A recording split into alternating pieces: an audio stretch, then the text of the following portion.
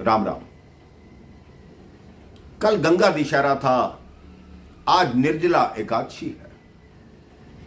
आपके पूर्ण परिवार को निर्जला एकादशी की हार्दिक शुभकामनाएं।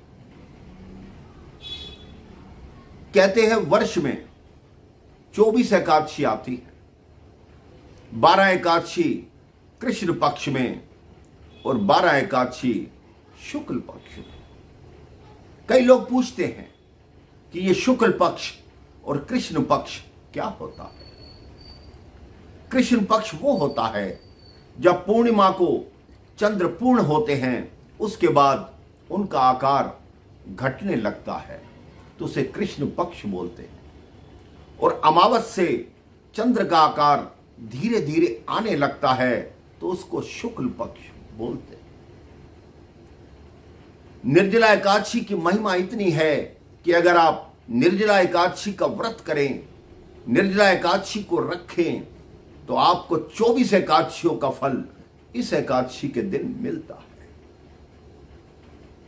एक बार ऋषि वेद व्यास पांचों पांडवों के साथ बैठे थे, तो पांडवों ने पूछा कि हे पितामह, ये एकादशी का व्रत क्यों रखना चाहिए और इसका क्या फल है। तब ऋषि वेद व्यास जी ने एकादशी के फलों के बारे में बताना शुरू किया कि इससे भगवान श्री नारायण प्रसन्न होते हैं। एकादशी उन्हीं को समर्पित होती है। एकादशी के दिन पूरे दिन व्रत करना चाहिए और द्वादशी के दिन पहले ब्राह्मणों को भोजन करा के उसके बाद भोजन करना चाहिए।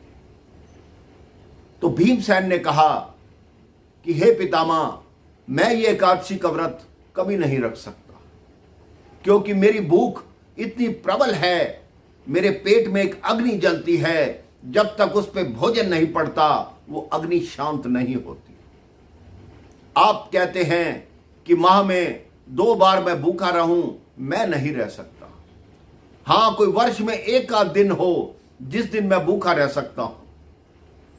तब मुनि वेद व्यास जी ने कहा कि भीमसेन, वर्ष में एक एकादशी ऐसी आती है जिसको निर्जला एकादशी बोलते हैं। अगर तुम उस दिन व्रत रख लोगे तो तुम्हें पूरी 24 एकादशियों का फल प्राप्त होगा, सीधा मोक्ष धाम को जाओगे। तो भीमसेन ने निर्जला एकादशी का व्रत किया, तभी इस एकादशी को पांडव एकादशी और भीमसेनी एकादशी भी बोलते हैं। इस दिन लोग मटके का, पंखे का, जल का, चीनी का दान करते हैं, ताकि अपने पूर्वजों के प्रति, अपने बड़ों के प्रति अपना जो प्रेम है उसको दिखा सकें, उन तक जल पहुंचा सकें। आप सच्चे मन से भगवान की पूजा कीजिए। अगर एकादशी का व्रत रख सकते हैं तो अति उत्तम है, अगर नहीं रख सकते तो अपना मन को शुद्ध रखिए। जितना हो सके किसी को जल पिलाइए, किसी को शरबत पिलाइए, कुछ भी कीजिए, लेकिन समाज के साथ अच्छा कीजिए, समाज की सेवा कीजिए, इंसानों को खुश रखिए, भगवान अपने आप खुश होंगे। राम राम, जय श्री राम।